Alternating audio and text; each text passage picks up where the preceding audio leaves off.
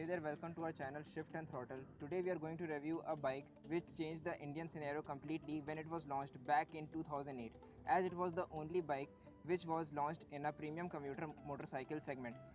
And we are talking about none other than Yamaha FZ, which was also dubbed as the Lord of the Street.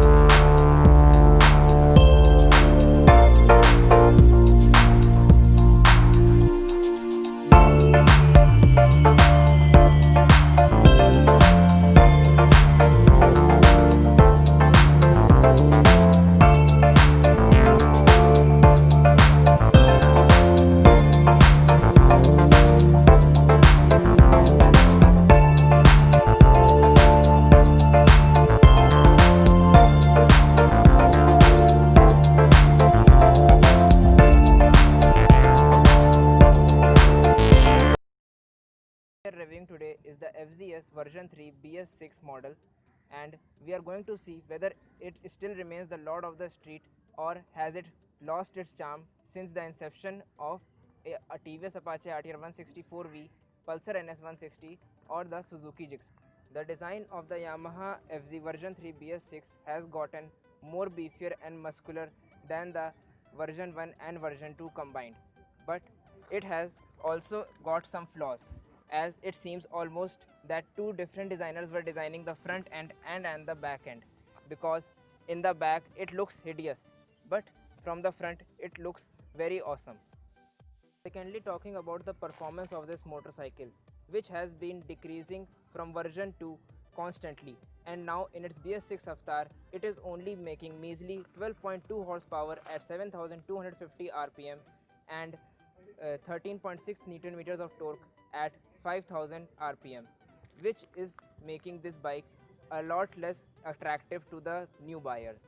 This bike's engine is basically made for stop and go traffic, as it has excellent low end, average mid end, and completely loses its charms in the top end because it cannot go more than 110 kilometers per hour without struggling.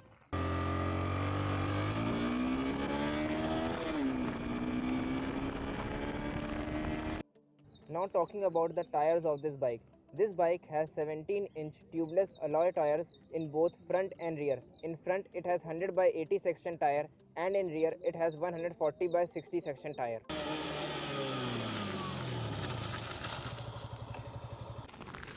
This bike has a 282 mm disc at the front and 220 mm disc at the rear, and it is offered with single channel ABS, and it does not offer dual channel ABS even as an option, but has an optional drum brake if you want this bike for a less amount of money.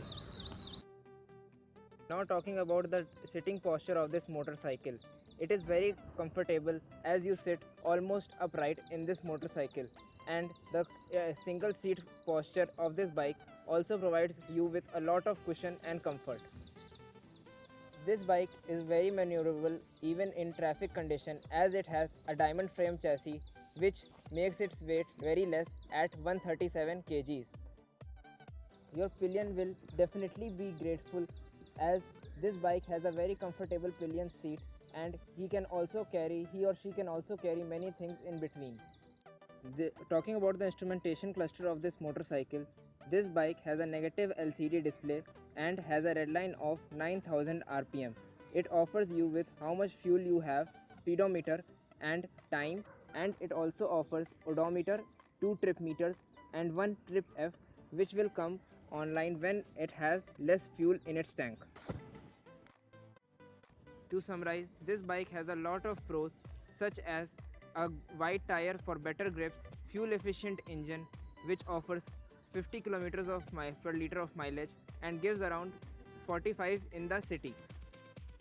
Some of the flaws of this motorcycle are that this engine does not provide enough grunt to overtake on highways, and you have to downshift before overtaking or plan your overtakes ahead. And this bike also has a lot of problem when it comes to the styling, as it looks completely different. The conclusion of this review: should you ignore it, consider it, shortlist it, or go ahead and directly buy it? I should think you should definitely consider it, as it is a very good motorcycle if you want to live with it in the city, but not good for highway touring at all. So guys, if you liked this video, please hit the like button and subscribe to our channel, and share this video with your family and friends, and also ring the notification bell to never ever miss any of our awesome updates.